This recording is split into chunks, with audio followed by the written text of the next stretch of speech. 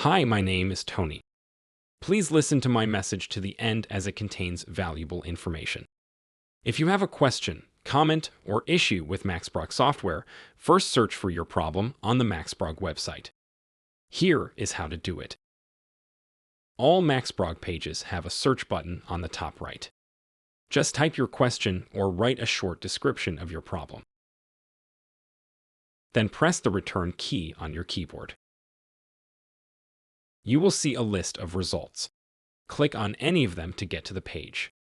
If you don't see what you are looking for, click on the blue question mark icon to jump to support. You can browse other users' questions and Maxprog responses. You can also ask your questions. We will respond as fast as possible. We support Disqus, Facebook, Twitter, and Google Login. Please be as descriptive as possible and include the name of the software, its version, and your operating system. You can also add screenshots and videos. Please do not share private data. If you need to share private information, please go to helpdesk.maxprog.com. Thanks for listening.